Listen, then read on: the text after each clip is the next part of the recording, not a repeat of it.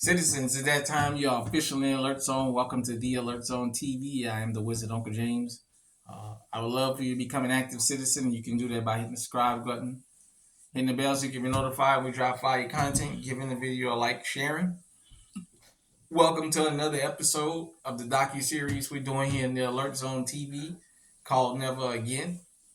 This is brought to you in part by the good people at Gun Freak Nation, and shout out to the President T Electric. If you're 18 years of age or older and are able to be legally armed in America, practice your Second Amendment rights. If you are 21 years of age or older and are able to be armed in America, you should own a pistol. So, got my two EDCs, Walther PK380, Canik TP9SA. This is going to be one that's going to hit home in this episode.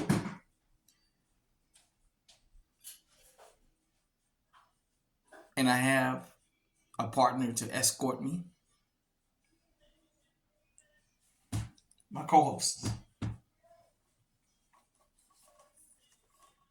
Clear for YouTube. My co-host for this episode is going to be my 300 Blackout. And today we are talking about the Tulsa Race Massacre, better known as Black Wall Street.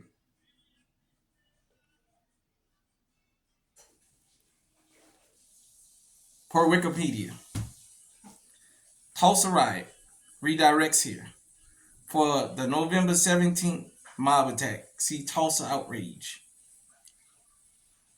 The Tulsa Massacre, also known as Tulsa Race Riot or the Black Wall Street Massacre, was a 2-day-long white supremacist terrorist massacre that took place between May 31st and June 1st, 1921, when mobs of white residents, some of whom had been appointed as deputies and armed by city government officials, attacked black residents and destroyed homes and businesses of the Greenwood District in Tulsa, Oklahoma. The event is considered one of the worst incidents of racial violence in American history. The attackers burned and destroyed more than 35 square blocks of the neighborhood, at the time one of the wealthiest black communities in the United States, colloquially known as Black Wall Street. More than 800 people, were admitted to hospital, and as many as 6,000 black residents of Tulsa were interned in large facilities, many of them for several days. The Oklahoma Bureau of Vital Statistics officially recorded 36 dead. The 2001 Tulsa Reparations Coalition examination of events identified 39 dead, 26 black, and 13 white based on contemporary autopsy reports, death certificates, and other records. The commission gave several estimates ranging from 75 to 300 dead. Let me put a footnote in there. In America, anytime there's a massacre, especially a racial massacre, back in those days, the numbers were always exaggerated to be less than what it actually was. The massacre began during Memorial Day weekend after 19-year-old Dick Rowland, a black shoe shiner, was accused of assaulting Sarah Page, a 17-year-old white elevator operator in the nearby Drexel building. He was arrested, and rumors that he was to be lynched were spread throughout the city, where a white man named Roy Belton had been lynched the previous year. Upon hearing reports that a mob of hundreds of white men gathered around the jail where Rowland was being held, a group of 75 black men, some armed, arrived at the jail to protect Rowland. The sheriff persuaded the group to leave the jail, assuring them that he had the situation under control. The most widely reported and corroborated inciting incident occurred as the group of black men left when an elderly white man approached O.B. Mann, a black man, and demanded that he hand over his pistol. Mann refused, and the old man attempted to disarm him. A gunshot went off, then, according to the sheriffs, all hell broke loose. The two groups shot at each other until midnight, when the group of black men were greatly outnumbered and forced to retreat to Greenwood. At the end of the exchange of gunfire, 12 people were dead, 10 white and 2 black. Alternatively, another eyewitness account was that the shooting began down the street from the courthouse when black business owners came to the defense of a lone black man being attacked by a group of 6 white men. It is possible the eyewitness did not recognize the fact that this incident was occurring as part of a rolling gunfight that was already underway. As news of the violence spread throughout the city, mob violence exploded. White rioters invaded Greenwood that night and the next morning, killing men and burning and looting stores and homes. Around noon on June the 1st, the Oklahoma National Guard imposed martial law, ending the massacre. About 10,000 black people were left homeless, and the cost of the property damage amounted to more than $1.5 million in real estate and $750 in personal property, equivalent to $36 million in 2022. By the end of 1922, most of the residents' homes had been rebuilt by the city, and real estate companies refused to compensate them. Many survivors left Tulsa, while residents who chose to stay in the city regardless of race largely kept silent about the terror, violence, resulting in losses for decades. The massacre was largely omitted from local, state, and national histories. In 1976, 75 years after the massacre, a bipartisan group in the state legislature authorized the formation of the Oklahoma Commission to study the Tulsa race riot of 1921. The commission's final report, published in 2001, states that the city had conspired with the racist mob. It recommended a program of reparations to survivors and their descendants. The state passed legislation to establish scholarships for descendants of survivors, encourage the economic development of Greenwood, and develop a park in the memory of the victims of the massacre in Tulsa. The park was dedicated in 2010. Schools in Oklahoma have been required to teach about the massacre since 2002. And in 2020, the massacre officially became a part of the Oklahoma school curriculum. So there you have it. For those of you who did not know about this event, Black Wall Street, it was 35 blocks. That was square blocks that was black owned. About 3 or 4 years ago, it was redesignated as Native American property, so they didn't have to give it back to the heirs. Shout out to Uncle Dennis Sperling, who posted an article or a piece that said that after the Tulsa riot, Black Wall Street was rebuilt with more businesses, but the way to stop Black Wall Street from ever re-erecting again, Interstate 244 in downtown Tulsa was built through the new Black Wall Street. So the Highway Act once again was used to destroy black businesses. For those of you who talk about we need to pull ourselves up by our bootstraps, look like every time we put boots on, there's a way to get them off of us. And then the lies come out that we're just lazy, we're just shiftless. Just some side notes about Black Wall Street.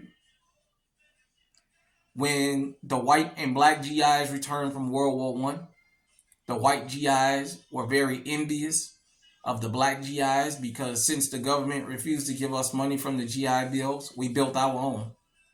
We pulled ourselves up by our bootstraps, created our own businesses, our own everything. White people had to come to black sides of town to take loans from black-owned banks. The white soldiers would be jealous that the black soldiers were returning to mansions. They owned Steinway pianos on top of everything else. The burning and bombing of Black Wall Street, because Wikipedia left out the planes that dropped bombs, was an atrocity a lot of people don't know about. As of the taping of this episode, there's only 2 survivors still alive. One is 108 and the other is 109. The little brother that was 102 died about 2 or 3 months ago. Basically, they've been trying to wait all the survivors out. The survivors talked about how for years, for decades, the city benefited billions of dollars off of the Black Wall Street Massacre. And you guys know I believe it's The Watchmen. I could be wrong, correct me in the comment section. On Netflix, there was a series that was about the Black Wall Street. Throughout history, there have been movies and books and what have you. So it has been very lucrative, but for the wrong people. For the survivors and their descendants, they got nothing.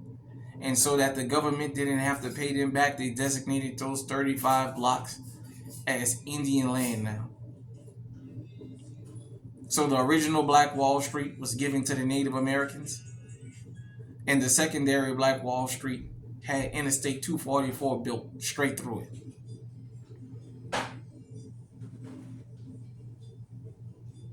Let this be a lesson to everybody, not only here in America, but around the world.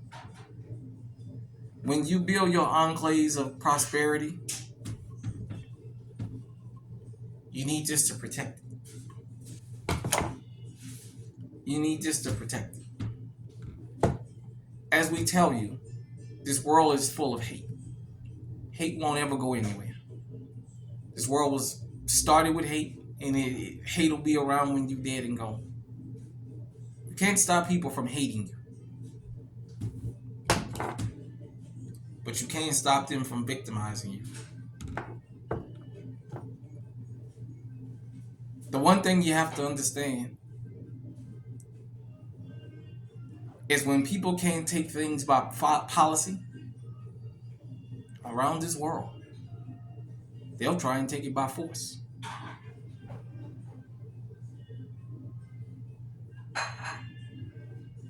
Black Wall Street can be rebuilt. As I'm talking,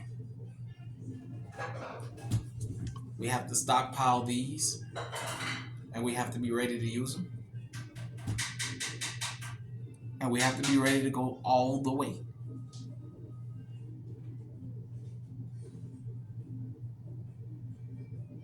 Let this be a lesson to everybody around this world that have an enclave.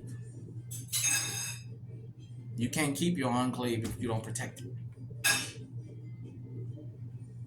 For us, my ethnic group, the group everybody comes to our home and calls us lazy, every time we've built something, we've lacked this. We've had a lot of Bible and not enough swords to go with it. If we had the amount of swords that we had Bibles, we'd still have that 35 square blocks and probably more.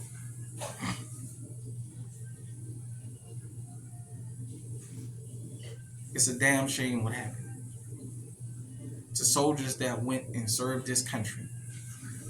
Everything they worked hard for, they had taken from them because of the color of their skin.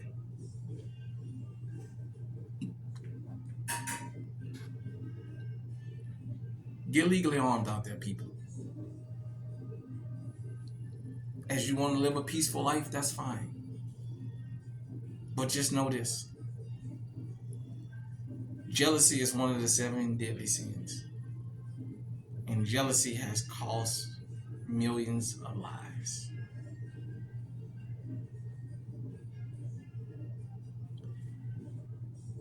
Thanks for supporting us here on the documentary, the docu-series we do here.